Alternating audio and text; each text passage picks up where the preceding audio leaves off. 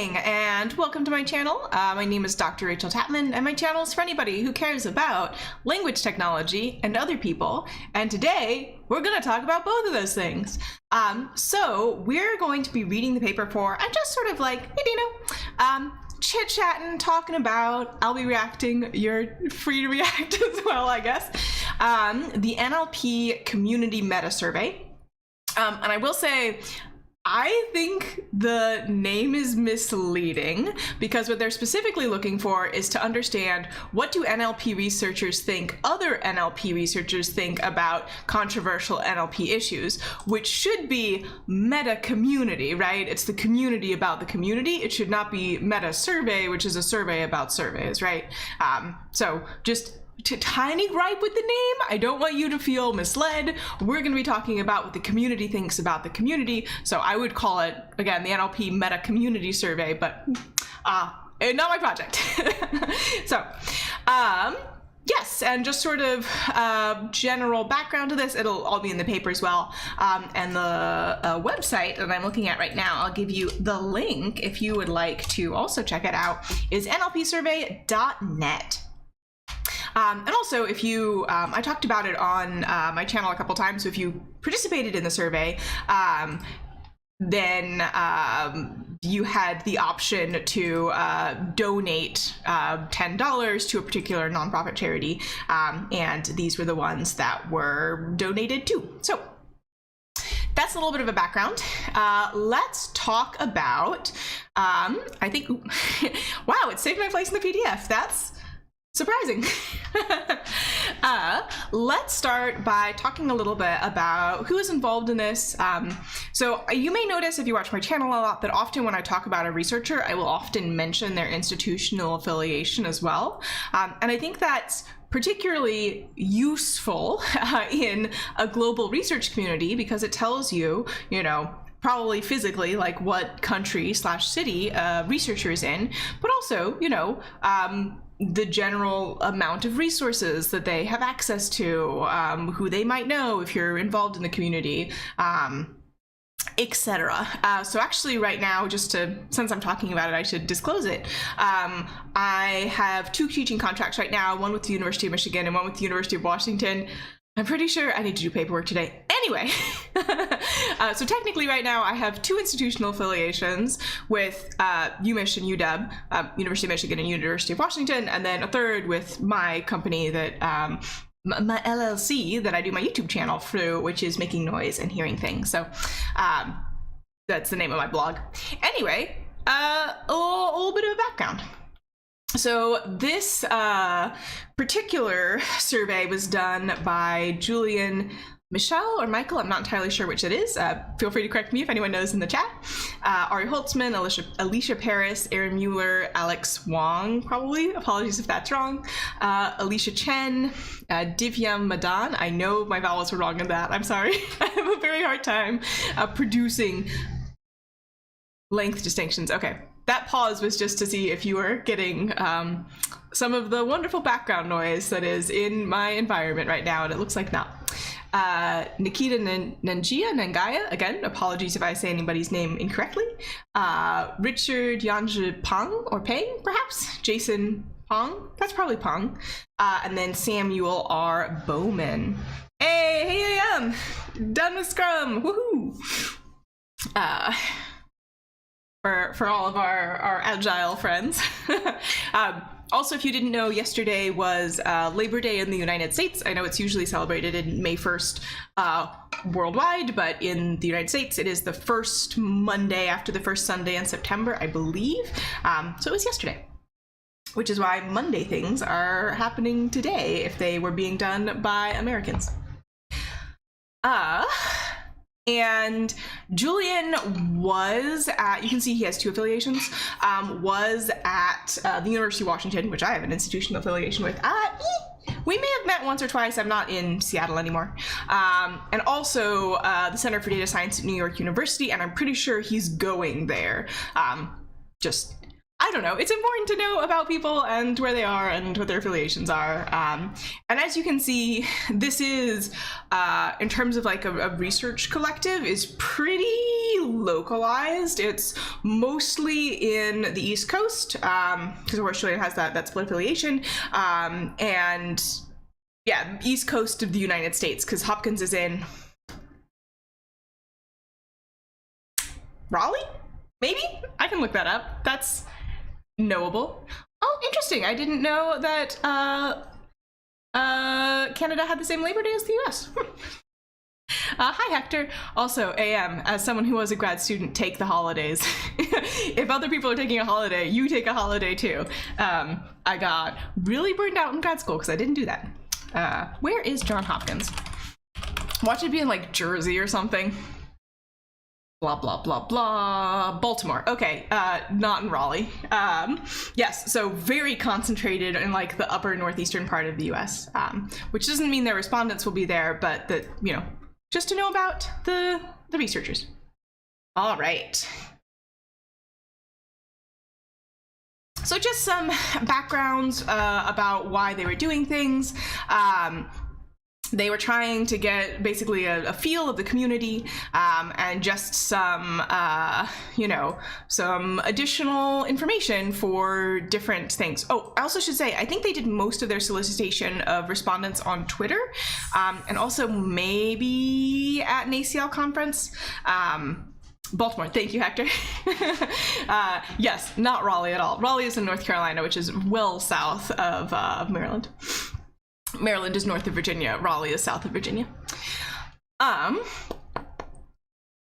Yes, but I think there's also going to be a little bit of sampling bias where it'll probably be more people on Twitter than not on Twitter. So, you know, countries where Twitter is not accessible are probably not going to be represented in this sample. But just some high-level points from the abstract. Respondents are split almost exactly in half on questions about the importance of artificial general intelligence. Spoiler alert, I think that is a elaborate smokescreen to stop people from passing legislation on tech companies, but, you know, that's my belief. I think some people probably do sincerely hold it, but also I think some people just find it useful. Whether language models understand language and the necessity of linguistic structure and inductive bias for solving NLP problems. In addition, the survey posed meta questions asking respondents to predict the distribution of survey responses. This allows us to not only gain insight into the spectrum of beliefs held by NLP researchers, but also to uncover false sociological beliefs where the community's predictions don't match reality. We find such mismatches. Sorry, I don't know if you heard like a laser sound in the background, but that was my dog. In addition, the survey posed meta questions, blah, blah, blah, we read that. We find such mismatches on a wide range of issues. Among other results, the community greatly overestimates its own belief in the usefulness of benchmarks and the potential for scaling to solve real-world problems, while underestimating its own belief in the importance of linguistic structure, inductive bias, and interdisciplinary study. It's almost as if there are entire marketing departments whose entire point of existence and the reason that they get paid is to make sure that people believe that this is the case. It's weird. It's just weird.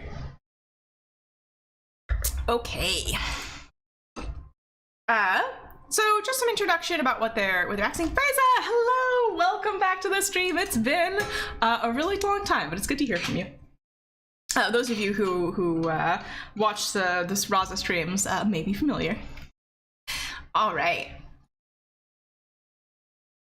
And the background is that researchers like to talk to each other about research. I don't think that is important, and they do that when the fields are small and underfunded, but they do it even more when there's a lot of money associated with the field, has been my sort of general experience. So people are doing it. And they're just talking about, like, you know, if people have a certain belief about the field, they may do specific things based on that belief. And as you can see, it's a pretty long paper with a lot of appendices. So I think I'm not actually going to read it verbatim word for word. You are welcome to do that on your own, because it is, yeah, it's 20 pages, which is quite long, even though there are a fair number of figures. And I think what makes sense is just to go through and mostly talk about each of the figures. And yeah, sort of discuss that. And just, again, some background. I've been I would say in the linguistics research community, I started publishing research in undergraduate. I went to an institution where that was a big focus, was undergraduate research. So that was, you know, let me do some math in another tab. Let me just quickly do something just to double check. Okay, yeah, so about 13 years ago was when I published my first linguistics research paper. And then my first NLP research paper would probably have been my second year of grad school. So that would be much more recently, and that would be probably about 8 years ago. So I've been in the field for about a decade, which there are a lot of people who've been in the field far, far longer than I have, right? It's been an active research field where people can, you know, build their whole careers around it since the, I don't know, 50s, 60s, where people were publishing research publicly. And they're, you know, people who have been in the field for that long. But it also has the general pattern of a lot of machine learning related fields where the number of senior researchers is very small. You know, so if we're thinking, you know, like a life expectancy diagram that you'd see in sociology papers, so the number of senior researchers is very small, and the number of junior researchers is bigger, but still not that big, and the number of people who have newly entered the field is enormous. And if you have reviewed papers for an ACL conference, you are familiar with this pattern. And it's not just ACL conferences, and it's not just NLP, right? It's speech technology, it's sign language technology, it's computer vision, it's anything even vaguely related to machine learning conferences, it's machine learning itself, it's, you know, AAAI, NeurIPS, they're all like this, right? Where you have a lot of interest from younger researchers because of a lot of funding, honestly. Some people study things because they find it inherently motivating to study that thing, right? That's my case with linguistics. Nobody goes into linguistics to get rich. But some people will study things because it provides good jobs, and a lot of the interest in NLP comes from that, you know, direction, and that's perfectly fine, right? If the only people who did janitorial work were people who were inherently passionate and motivated about janitorial work, we'd all be very sick all the time. So I don't think that's bad. I think there's no moral judgment associated with that. But that does mean that the older researchers who were in the field before it was like high paying generally are in that were intrinsically motivated to do it, right? It comes from within them, their desire to do this. And a lot of the younger researchers are more extrinsically motivated. And again, no moral judgment. I'm not saying one is better than the other. It is just a pattern that has existed in the field recently. Anyway, that's my background, right? And I have, you know, a lot of ties, and I publish research in both of these fields that are sort of next to each other. The linguistics field, where I would say most people are still intrinsically motivated, it's not high paying, right? The most sort of practical applications of linguistics are in language teaching. Teaching, another field, not super high paid, not usually very prestigious. And then sort of next to it, this field that's really blown up, has a lot of money associated with it. And honestly, I'd be shocked if we continue to see the same amount of funding and jobs in NLP into the future that we do currently, particularly with this sort of neural deep learning focus. I think there's going to probably be a little bit of a contraction, and a lot of the people who are extrinsically motivated to get into the field are probably going to move to other fields. And again, no moral judgment with that. I think it is, you know, the movement of people to where their labor is the best rewarded is fine. I'm not I'm not casting aspersions on it by any stretch of the imagination, but hey, congrats, Faiza. Speaking of going to graduate school, accepted into a data science department for a master's. Congratulations. I hope you enjoy your studies and find them fruitful. Anyway, yeah, so that's sort of my background and how I'm coming to this. And yeah, good to know who wrote the research and who's responding to the research. And those are things that you'd sort of, as you spend more time in a research community, would just sort of like get a feeling for. You're like, oh, this person's funded by this funding agency. This is their, you know, bias. Which again, no, everyone has an inherent bias. Everyone is shaped by their life experiences. I'm not saying that, you know, to be shaped by your life experiences is has a moral weight attached to it. It's just true of everybody. But it is, you know, when you're evaluating research and discussions, it's very helpful to know what those biases are for the people who had the discussion. Yeah, anyway. And it was inspired by this philosophy Metasurvey. Yeah, and let's talk about the key results first, which I think are particularly interesting. So this, I think, is very interesting because on the commercial front, there are definitely companies who want you to believe this. A large majority of respondents are against the hypothesis that scaling up current systems and methods could solve practically any important problem in NLP, and this view is perceived as much more popular than it is. And I would say, so this survey focuses on NLP researchers. I would say on people who are commercializing and funding NLP, there is a much stronger belief of this, and they also have a lot of control of discussions and hype. Yet, a narrow majority of respondents also regard recent progress in large-scale modeling as progress towards AGI, and think AGI should concern NLP researchers. I mean, I think it is important to know that people think that it's a real thing and are worried about it, right? Yeah. A majority of respondents think that the scientific value of the majority of work in NLP is dubious. And this I would definitely agree with, mainly because as a field, it does not follow the principles of good scientific knowledge creation and curation. A large majority of respondents believe that NLP researchers should give higher priority to incorporating insights from neighboring fields.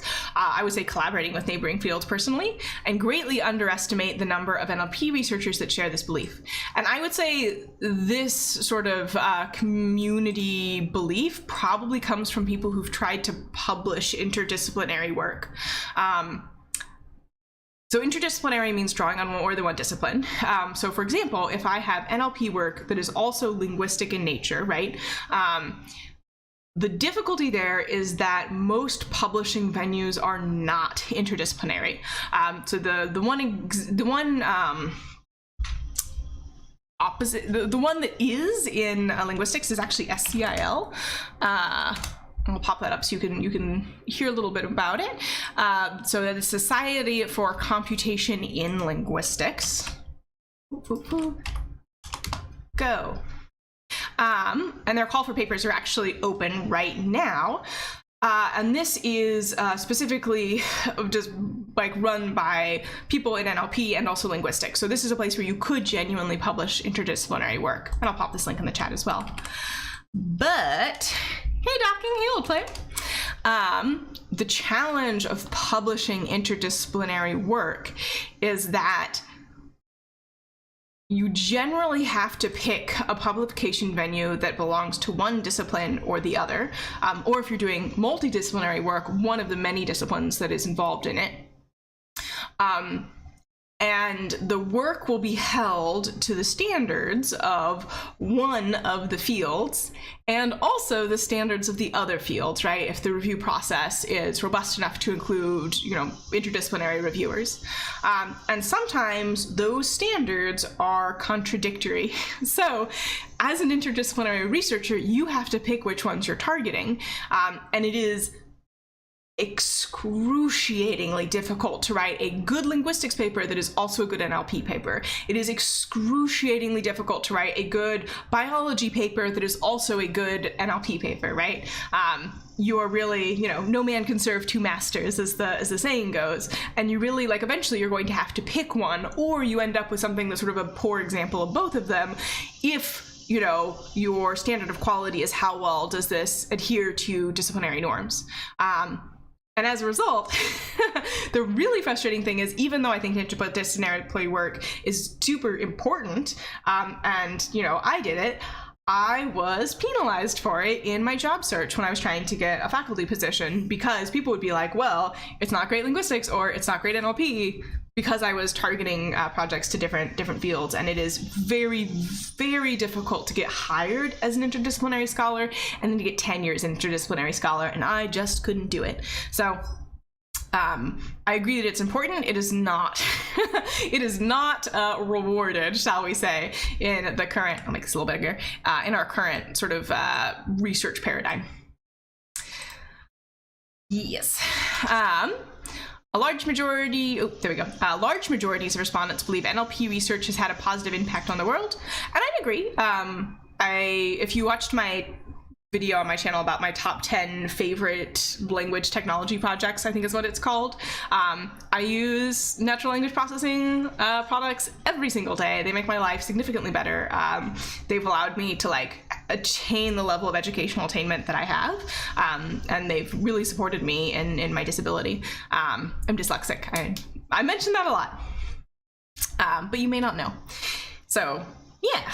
And then the second point is a lot of them believe that it will have a positive impact in the future. I'd like to believe that. I think it's really going to depend on a lot of things outside our field that we don't have control over directly as researchers, and could plausibly transform society. And this I definitely believe. Despite the optimism, I mean, transform society does not mean in a good way, you know what I mean? Despite this optimism, a substantial minority also foresee plausible risks of major global catastrophe caused by ML systems, and this I absolutely am worried about. We've already seen it, right? So this year we had, civic leaders who were fooled into believing, at least for time, that they were talking with other, their counterparts in other places, when those counterparts were in fact deep fakes of the target politicians. So yes, I think there's definitely a lot of danger in the field.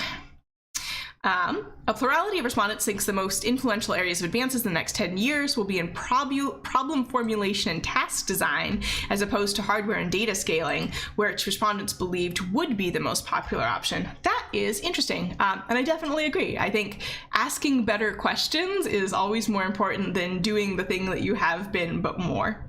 And that's, that's the scientist in me. Oh. All right.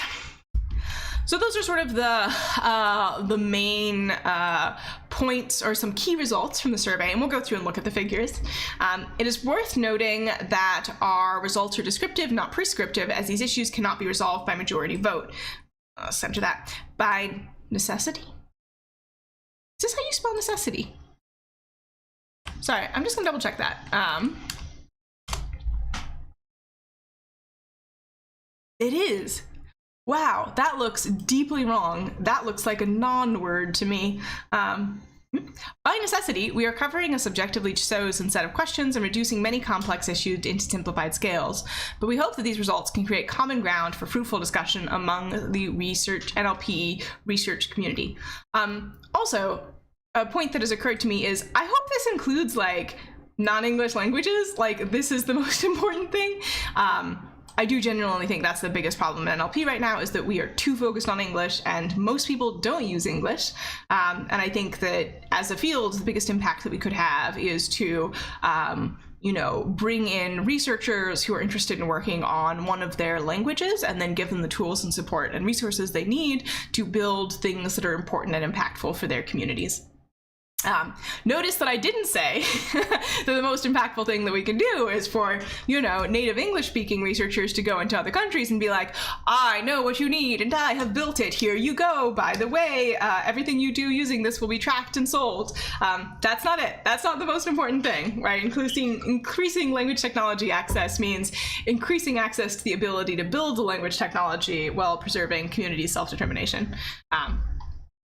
We don't need any more colonialism, y'all. We are full up on colonialism. No more, please and thank you. All right. Yeah, and I am interested about their so their target demographic is active authors in the ACL, so people who have written and published papers in the Association for Computational Linguistics. Anthology. Wow, that was hard to pull out of the oatmeal this morning. And okay, here, this was my question. We use it for NYU. Qualtrics, which is like an online survey platform. They followed the guidelines sent out by the IRB, but they didn't necessarily get approval. All respondents give informed consent. Yep. And then the responses. Okay, we set up a homepage, we put it on the member portal, and a call for participation to the ACL membership mailing list. I vaguely remember maybe getting an email about that. Okay, so it was publicized at ACL 2022 in Dublin, and I am, as I mentioned on Twitter, I'm just not flying for work. If I can't get there by train, I'm not going. Basically, Dublin is not get thereable by train if you are in the East Coast of the United States. And Twitter, Slack channels for a few labs, as well as an ACL 2020 Slack channel. Oh yeah, was this? I think this was the conference I was a social chair for. I was a social chair of an ACL conference at some point. I did like social media stuff for them. And then emails and then other social media. Okay, so I think I might have gotten one of the emails to the membership list, and then I definitely saw a lot of it on Twitter. And also I just talked about it on my channel. So this is how they got them. So they got 480 people to complete the survey, which is not bad. There are way more, yeah, I was gonna say there's way more people who have written papers. 6,323 people met this requirement during the survey period, meaning that we had survey responses from about 5% of the total, which is really not bad. And they only reported results for the 327 who were active ACL authors. So this is how they are confining the definition of who is in the NLP research community. It's who's actively publishing, which I think is fine. I might also have included people who are actively reviewing papers, because that's still a contribution, but I can see why you would not do that, because it's harder to get that information, basically. And then we can see the whole study in Appendix B. And let's look at some basic demographics. Survey respondents are mostly men and mostly from the United States. So when I mentioned there's probably going to be a bias towards people in the US, surely was. Also, this is not bad. So I want to say that, I'm trying to remember, I want to say that ACL has been around 30% women since basically the 70s, right? There hasn't been much change in the proportion of women in the field, at least as of like 2012, 2014-ish. I vaguely remember. I have no citation for that. I would need to go up and look at one of the ACL talks. Yes, the ACL publishes statistics about the countries of origin of its members. Okay, so this is not necessarily the place where they are currently, it is where they are from. Well, ACL members are not the same population as our target demographic, so you can be a member and not publish research. Like I haven't published research in a little bit because that's not my job right now, you know? We can use them as a rough proxy to assess for geographic bias. Thank you, Benson. Okay. Comparing to the most recent available statistics suggests that the United States is heavily overrepresented in our respondent population, while Asia/Pacific is underrepresented. And I imagine that's partially social network effects because they did, you know, Dublin ACL. It might also be language of the survey, right? Because it was in English. Asian countries with large ACL contingents were particularly underrepresented, including China, India, and Japan. We suspect that this may be due to biases in our survey distribution methods, particularly on Twitter and our personal networks, and I would agree. Yep. The gender distribution is skewed with 67% men and 25% women, but it seems to roughly match the ACL population. I'm pretty sure that's what I remembered, so yeah. Yeah, I think this might be the one, the ACL in Vancouver was the one where I saw that talk where they were like, the gender distribution just hasn't changed. Yeah.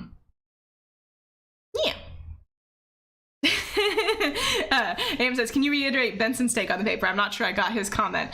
His comment was, wow, wow, wow. Yes.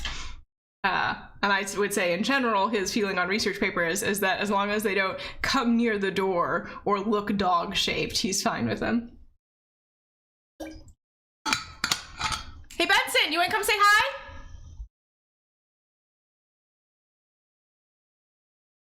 Ooh, he might. Let's see if we get a guest celebrity appearance. Hey bud! Once I have a holler, I'll mute myself.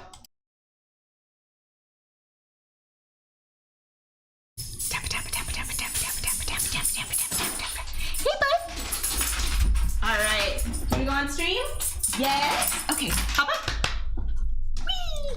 Yeah, he is. It's the boy. What do you think of the paper? Is it good? You don't care. Okay. Anyway, this is the one you hear barking in the background. Oh yes, kisses for mommy. Oh, good boy. Go get daddy. Go get him. That was Benson. He's the one you hear barking in the background. He is like a Chihuahua Pit Bull mix. He's a rescue. Anyway. Yes. So, job sector, about 3/4 from academia. Yeah, he's a sweet boy. We love him. About 3/4 from academia and about 1/4 from industry, not India. Sorry, I was primed by a discussion of Asian researchers here, and about 4% in nonprofit or government jobs. And the vast majority of them are paid to publish papers, basically, which makes sense because it's, you know, I think some people do it for free for, you know, love of the game, but it's, my God, it's so much work. Also, access to compute resources is a bottleneck. I'll let Benson know that you enjoyed his, you know, detailed academic critique, and he's a sweetie, Cognition. He's a good boy. All right, and mostly faculty and senior managers were the responses, with some including junior professionals, including postdocs. About 1/3 were students, and about 2% were master's students. And I would say that this is not representative of the field. Like I mentioned, the field tends to be much more sort of like circus tent shaped and not as much, you know,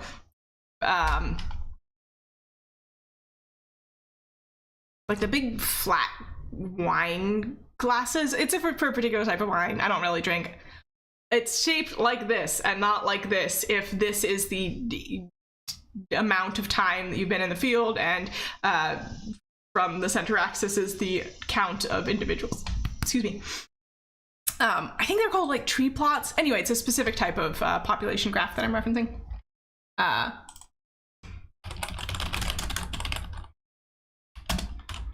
I'm just gonna see if I can get an example so you can see what I'm trying to say with my Madaan little the population pyramid is the one that I am thinking of. So it's this one. Yeah, so it looks like this, right? So often it's divided by gender, but the up axis, oh, is that the X, the Y axis? I think the y-axis is the up one. You can correct me in the comments. Like I mentioned, dyslexic, and the x-axis is count, and you can see it's sort of like human populations tend to be tree-shaped, or, you know, as you can see in 1950 it was very tree-shaped, and in 2100 it's going to be very circus tent shaped is the projection. Just because fewer kids are dying, which, that's great news. I love to hear that news. Good time all around if child mortality is lower. Anyway, pyramid plot. Yes, thank you, Cognition. That is the one I'm thinking of. Yes, and as they mentioned, about 35% of our respondents are students, as opposed to 53% in summer 2021. So really, really overrepresenting the, you know, senior people in the field, which, right, if it is only the senior people in the field who are filling it out, their belief about beliefs could be, particularly because most senior people will interact with a lot of junior people because of teaching relationships and mentoring relationships, and also just the general shape of the field. The sort of one reason for the mismatch between beliefs about the field and the actual beliefs of the field is this age mismatch. So the beliefs about the field may be more weighted by younger researchers' beliefs, and they are underrepresented in this survey. So good to know. And then just sort of other ideas about the subfields based on the tracks at recent ACL conferences. The most common responses are machine learning for NLP, that doesn't surprise me, interpretability and analysis, generation, so that would be like natural language generation, like large language models, resources and evaluation, machine translation, and multilingual many languages. Coverage of the given subfields is broad, with each being marked by at least 20 participants. And most of them are highly active at ACL events, which makes sense, right? If you are part of a community and you feel like you have a large stake in the community, a good understanding of the community, you're probably more likely to fill out a survey about the community, you know? Yep, and most of the respondents were on Twitter, which is where a lot of the solicitation of participants was done, so. All right.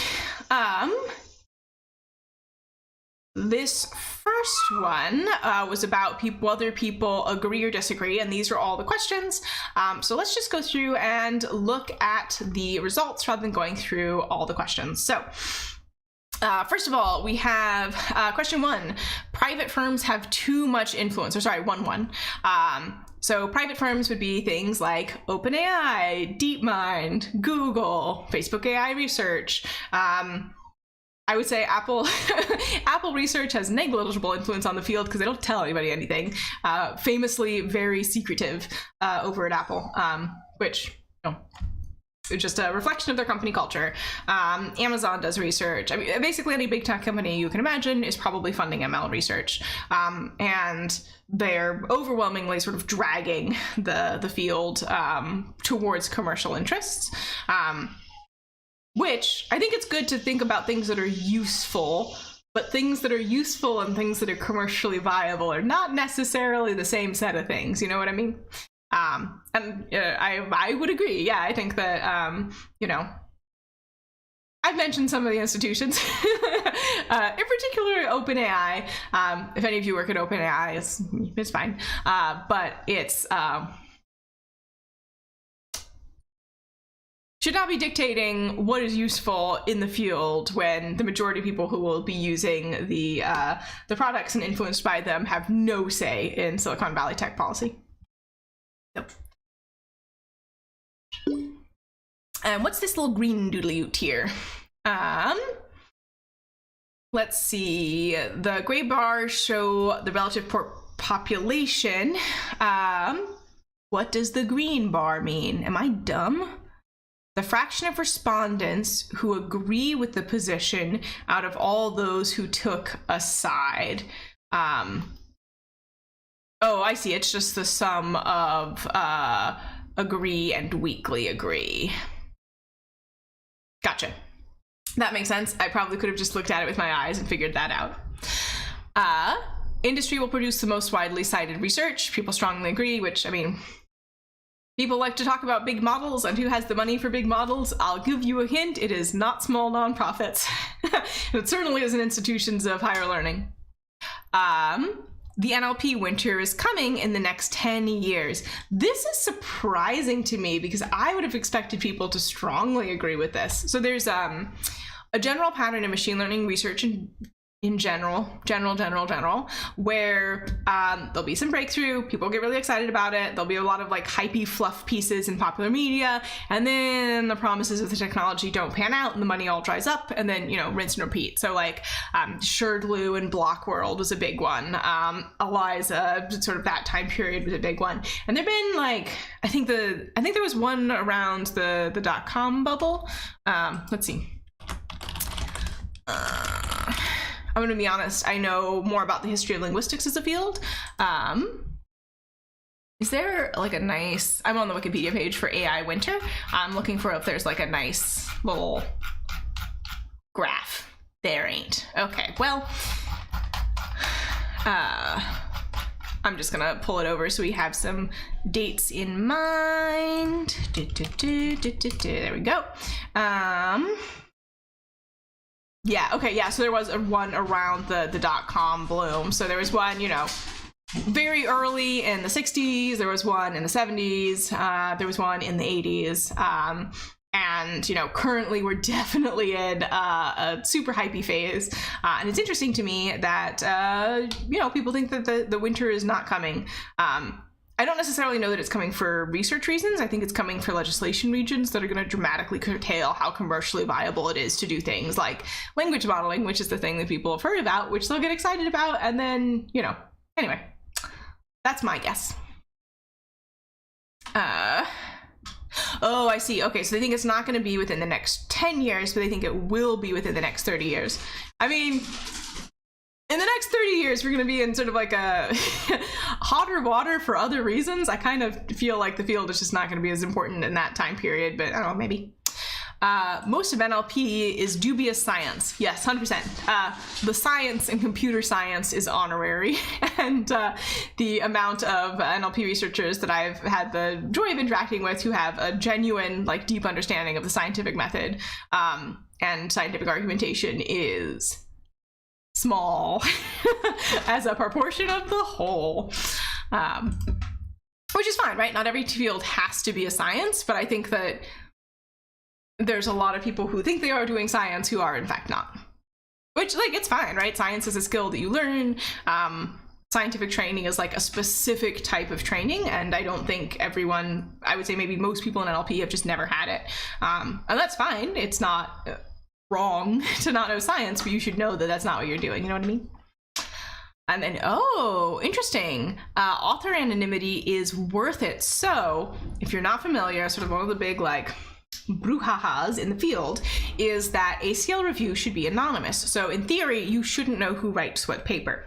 And this is to help counteract one of the most persistent forms of bias in the field that's been, you know, shown by empirical work, and that is institutional bias, right? So you can think about this in sort of other situations as well. So if you're like, you're reviewing people's resumes and you're like, well, this person went to a community college and this person went to Harvard, even if the person who went to community college is maybe a better fit for the position, you know, Harvard has a lot of institutional appeal. So you may be biased towards the applicant who went to Harvard in a way that's, you know, not fair to the actual quality of their applicants or ability to do their job, which is a really big problem in the field, and in particular hurts researchers outside the global north, right? So in particular, researchers who are working at like South American, African, Southeast Asian institutions, Indian institutions in particular, tend to have a harder time getting published, in part because of this institutional bias. So author anonymity protects authors from being basically sussed out and being like, oh, I know who this is, and like, I don't like the school that they're, you know, affiliated with, so I'm going to give them a thumbs down. Or in a commercial setting, right, you may be reviewing a paper from one of the researchers who works at your competitor, and you may give them low scores for that reason, right? So anonymity helps protect that. However, you may be familiar with a little site called Archive. So Archive is intended to be a place where once your paper is submitted for application, has been accepted for publication, pre-print, you upload it to Archive so that people can have access to the paper even if they don't have access to the publication venue. Not an issue for NLP. All of the ACL anthology papers are free and open source and open access online. But for fields like biology or psychology or linguistics, where a lot of the major publication venues are journals, and if you're not, no one would pay for journal access, right? Like, let me just look up subscription to language. I'm gonna put some like concrete numbers on this.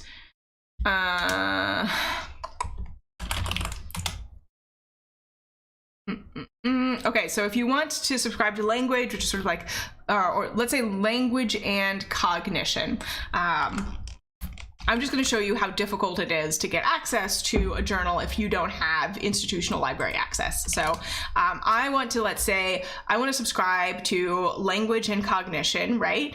If I want to subscribe, I have to go to, you know, the latest Cambridge Journals price list. So let's go to that. There we go.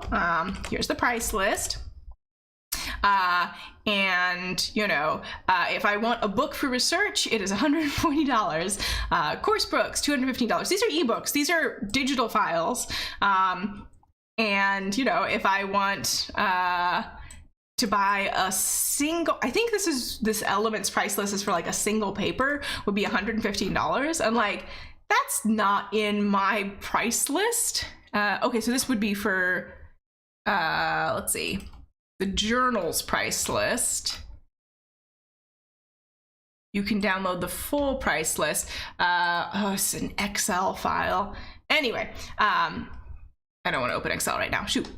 It is very expensive, right? Like, I definitely don't have it in my budget to just drop $100 every time I need to cite a paper, right? And this paper doesn't have a lot of citations, but imagine, you know,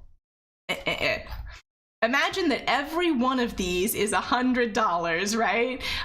You can see how that would really, really, really add up and make it really difficult for especially independent researchers or students to get access to this information.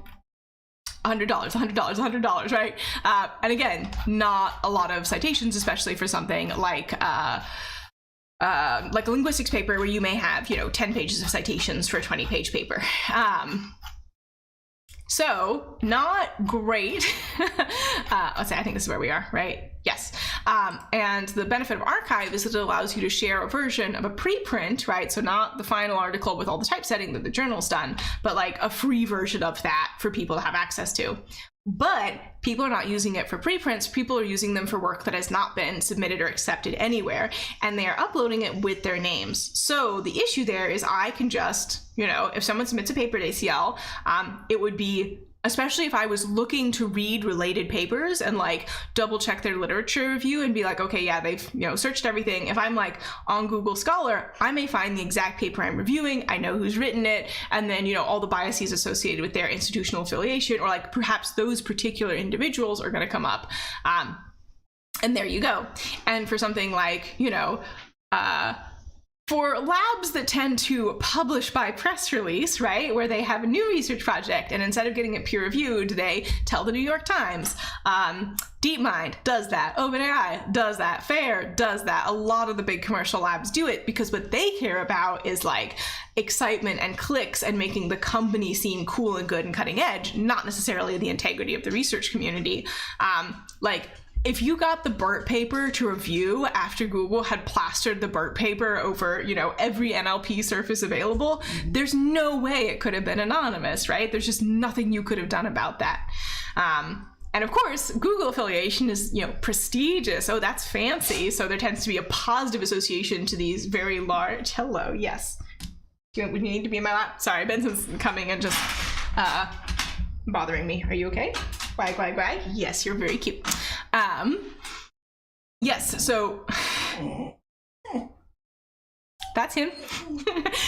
Doing away with anonymity in this way serves to be a boon for these large research projects that where they want to, you know, get their work out there without having to do peer review, and hurts smaller independent researchers, and in particular researchers from the global south. Yep. Me too. I think that that is not a good thing.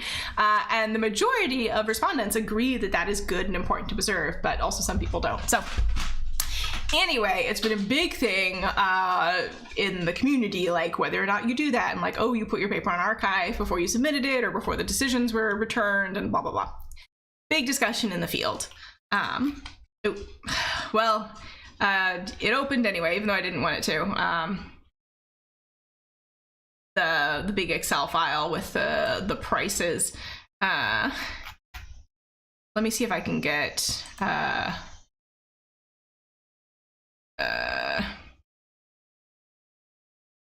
no, none of these are actually any of the things that I care about anyway. Sorry, got distracted for that. But it's interesting to see most people agree that it is important and good to preserve. Anyway, long rant. Long rant.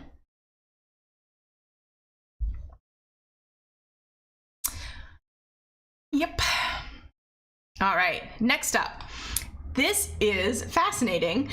So again, remember, these are mostly senior researchers. These are people who've been in the field for a while. They have a lot of experience.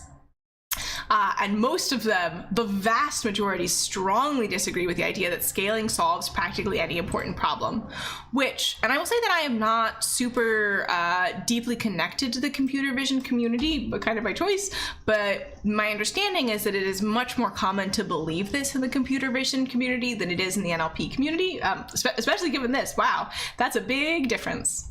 Also, interestingly, about half of people agree that linguistic structure is necessary. So these would be things where like you're using word sense, syntax, those are 3 words, not 2 words, or semantic graphs. So basically additional metadata about the language involved in it. And what I would say to this is that I would guess that most of the people who think that linguistic structure is not necessarily primarily work on English, and a lot of the people who believe that linguistic structure is necessary have worked on other languages where it is significantly more helpful in increasing the power of your models given your available data. And then again, pretty much split. Expert designed strong inductive biases like universal grammar, symbolic systems, or cognitively inspired computational primitives will be necessary to practically solve some important real-world problems or applications in NLP. I am less inclined to agree with this than with the linguistic structure, but also if you are a senior researcher in NLP, probably your career has been foundationally built around these structures. So. And also, a lot of them are very central to the way that computers are built, intriguingly. So way back in the day, linguistics and computer science were very closely aligned fields. And Noam Chomsky, who's still alive, was, deeply involved with sort of early computer science, abstract syntax tree, like gritty internal CS stuff. And at that point, these fields, linguistics and computer science, were tight. Like finite state automata, very much a thing that comes from, or at least was like co-germinated with linguistics, in addition to CS, and they sort of like peeled apart. And the one field is sort of like keeping them together, and that, at the bottom of that peeling apart is really NLP, where these things are all, included in sort of general NLP education. So yeah, and then interestingly, this is sort of the majority opinion, is that linguistics and cognitive science will contribute to the most cited models. It is likely that at least one of the 5 most cited systems in 2030 will take clear inspiration from specific non-trivial results from the last 50 years of research into linguistics or cognitive science. So yeah, more people believe that than that linguistic structure is necessary, which does make me wonder what they think linguists do. But perhaps it's more of the cognitive science pull. And also, who's from Johns Hopkins? Is it Bowman? Wow, Sam's got a lot of institutional affiliations. But Johns Hopkins in particular is known for being a big center for cognitive science, so there may be a little bit of social sampling bias there. Yeah. And I guess it's sort of like, do you believe that neural networks are inspired by cognitive science? I would say that they are not. Neural networks are inspired by cognitive science in the same way that tree structures are inspired by botany, right? They look a little bit alike if you squint, but that doesn't mean that they have, oh my God, it's so loud. Sorry, there's just like stuff going on outside. But looks like the mic isn't picking it up a whole bunch, so hopefully it's not bothering you. I think I would be interested to hear more about how people were thinking about cognitive science and linguistics. And then for 5, about artificial general intelligence and major risks. So artificial general intelligence is this ungrounded belief that sometimes often people refer to the singularity. So it's this idea, it basically comes from science fiction, that, artificial intelligence will become so smart and so much better than humans that it's going to, take over everything and make its own decisions. It's surprising to me that so many people working in the field think that this is in any way plausible, but there we go. So a majority think that it's an important concern. And I would say it is something that I am concerned about, in that it is a argument and discussion that is taking oxygen and resources away from other things that have immediate, clear impacts, right? So algorithmic decision making in a way that directly impacts human life, right? If no decisions are automated and everything's done by hand by a human, then AGI can't do nothing, right? Also, I question this may be a little bit rude, but it is my sincerely held belief. So if one of you is in this place, I give this to you as a journal question for your own time.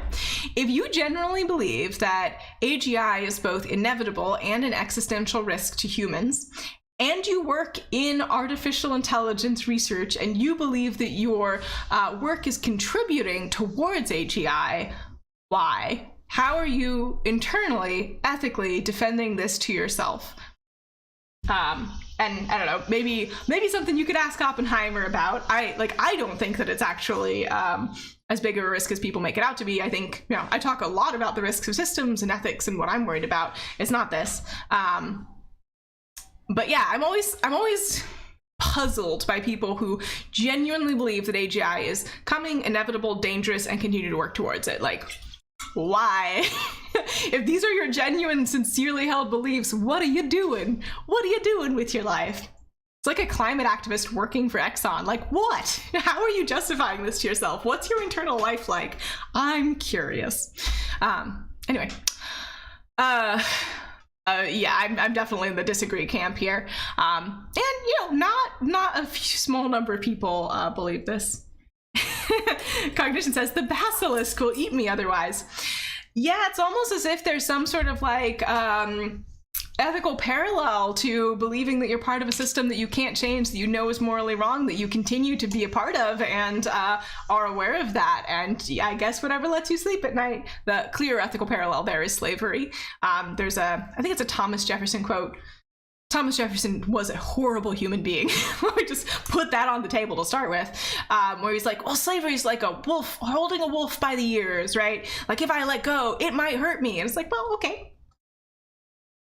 Is there any particular reason why the people you own might want to hurt you specifically? Anything going on there? Yes, there was. There was a lot. He was a horrible, abusive man, and not a fan.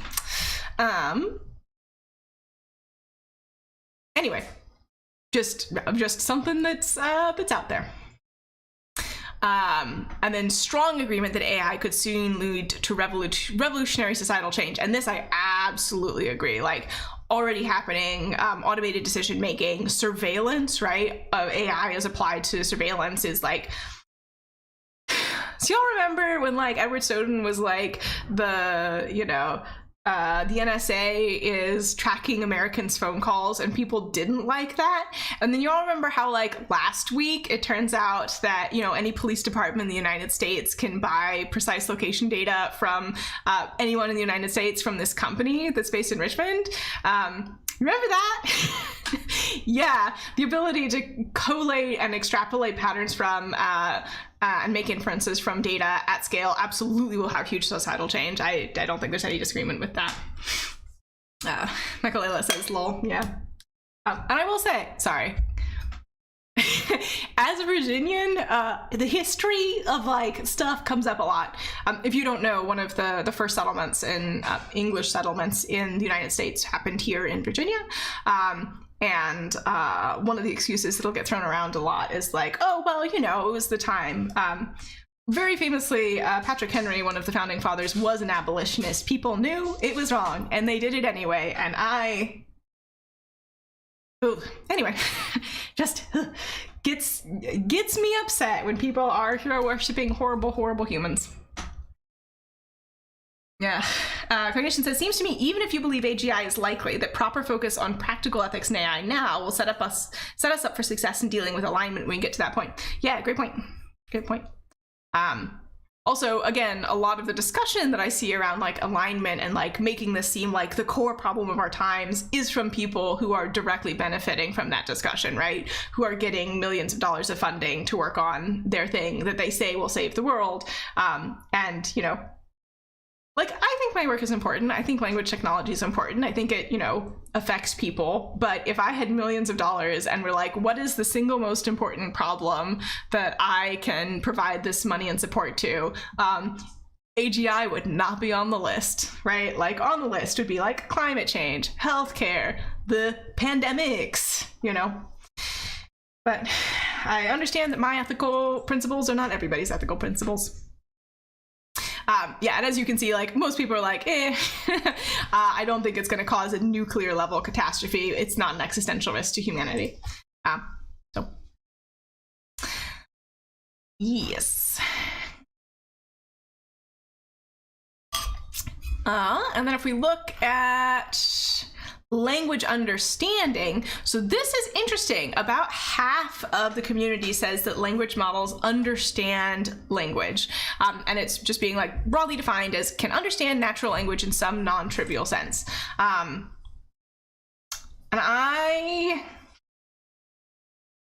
this is something I've been thinking about, right? Like, because I come from a linguistics background. I have a strong personal bias towards believing that language is a human thing and it's something that humans do, and if you're not human, you're not doing language, right? You may be doing communication in the sense of animal communication. You may be, replicating patterns in the sense of a language model, but you're not doing language.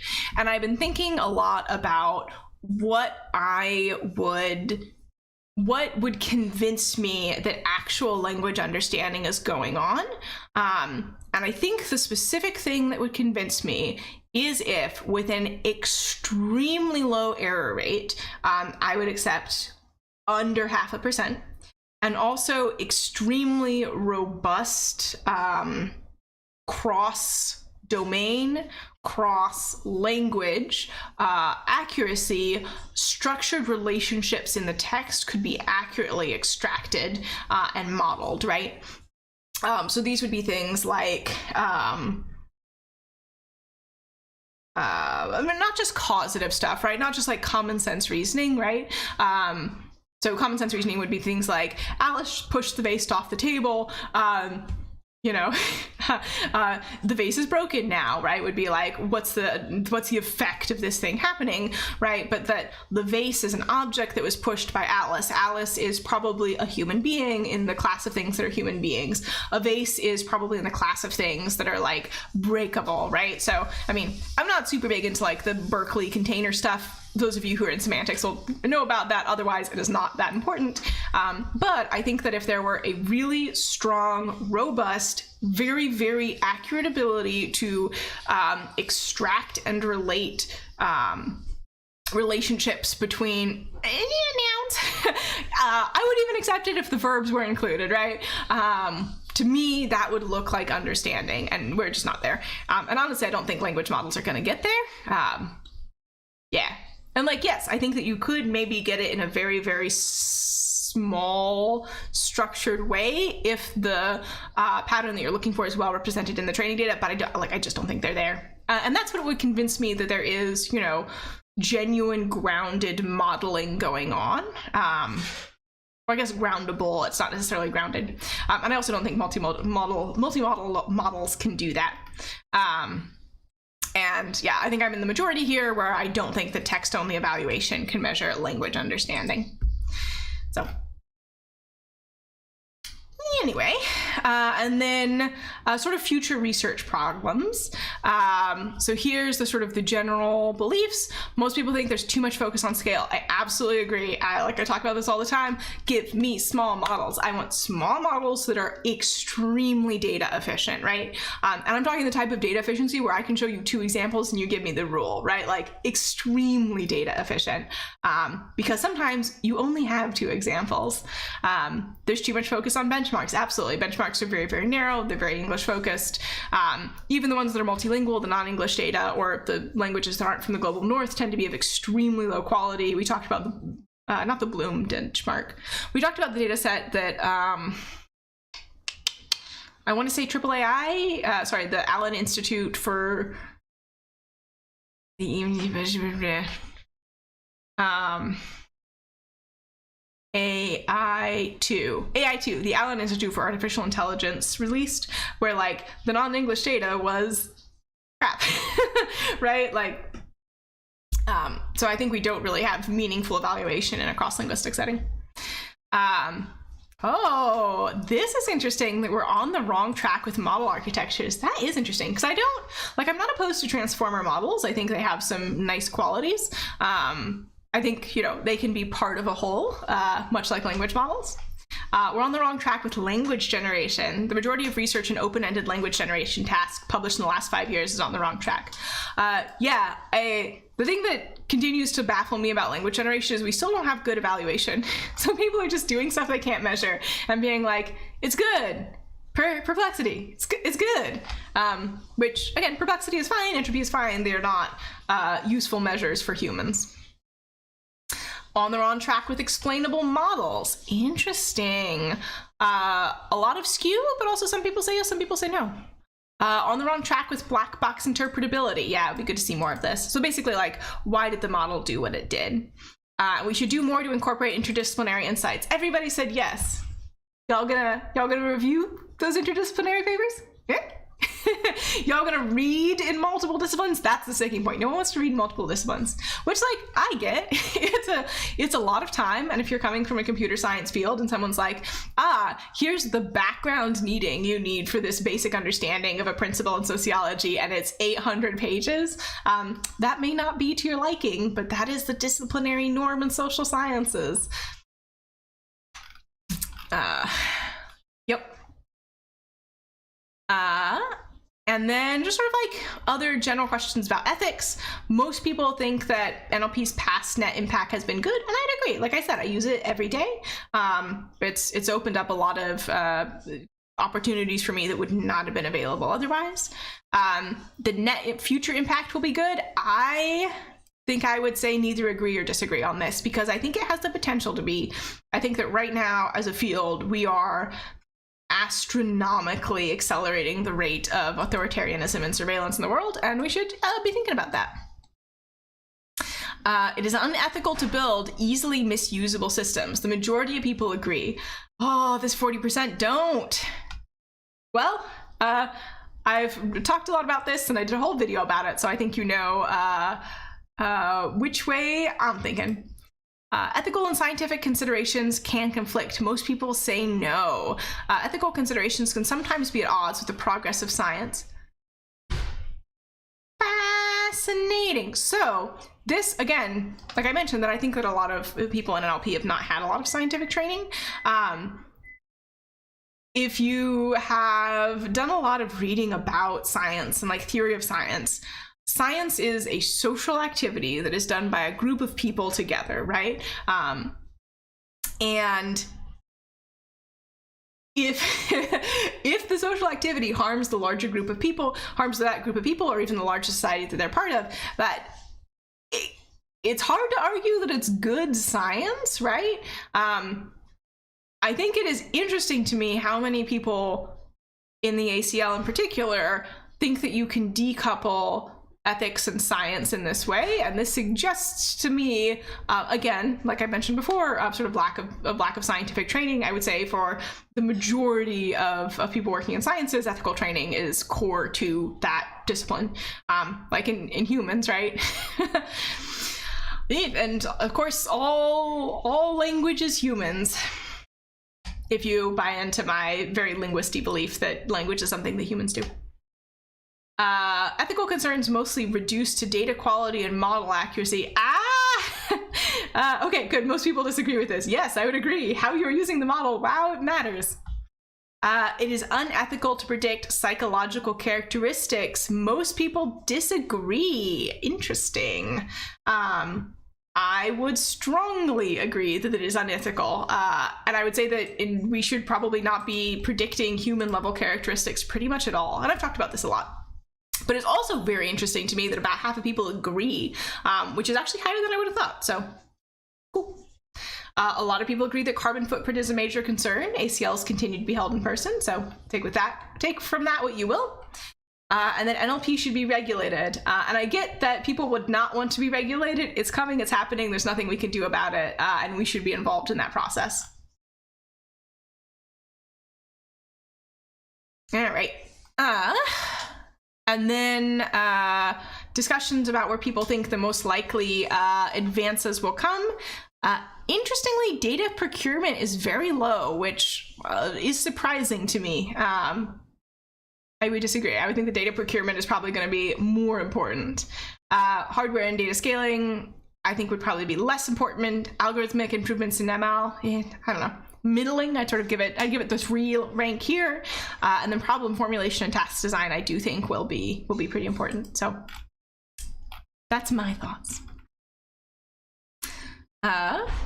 Yeah, and then so this is sort of like how close the relationship is between what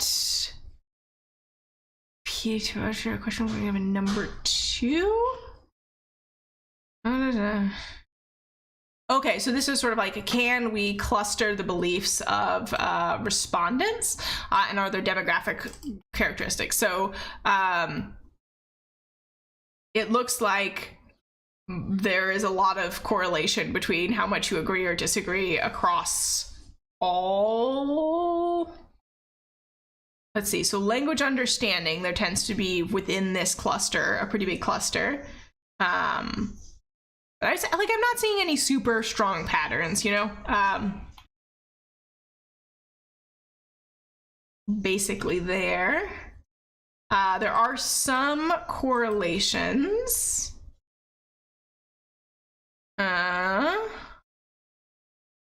These are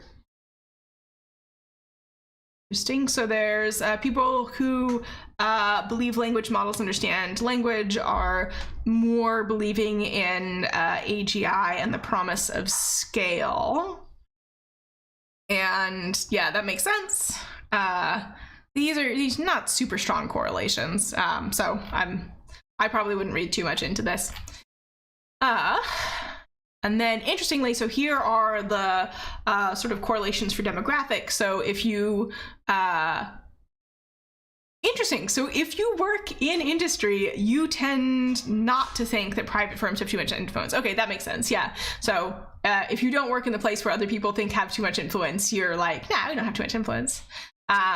Women tend to believe more often that we should incorporate more interdisciplinary insights. And again, none of these values are super high, right? Because it goes from -1 to +1. These are pretty small.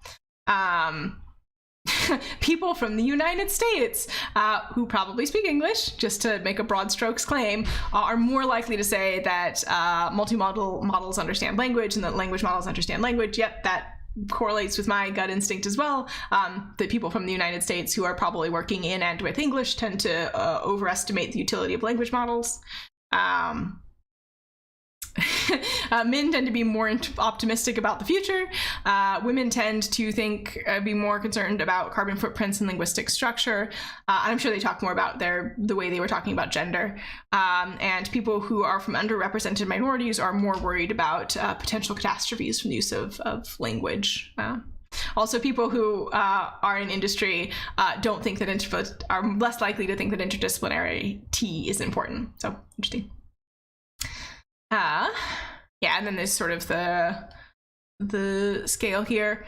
Yeah, I think this is probably the biggest correlation so far. So people who are concerned about we're progressing too fast also tend to think that AGI is important and that we are stepping into it, and that easy misuse is unethical. Interesting. And then just sort of some general clusters and then related work. So that's the general discussion. I'm just gonna pop down into here. Oh, I like this visualization way better. Okay, what is this? Full overview of responses. Yeah, I like this way better. Because I think it shows you more the relationship between the problems than the sort of the pullouts do. But I guess we've already read the full text of the question, so.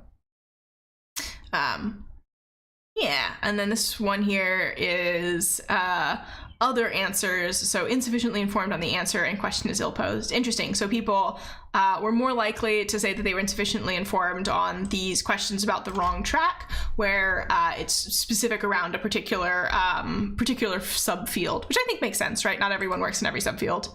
No one works in every subfield. That's ridiculous. And then, yep, so this again, interestingly, yeah, we're not getting in this survey anybody who's not anybody.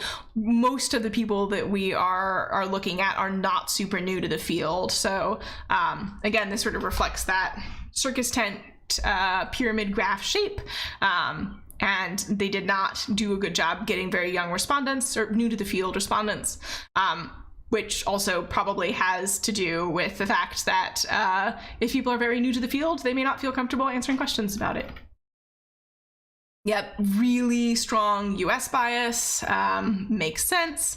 Okay, and then here are their responses. So about 6% preferred not to say, and then we had a couple of non-binary respondents as well.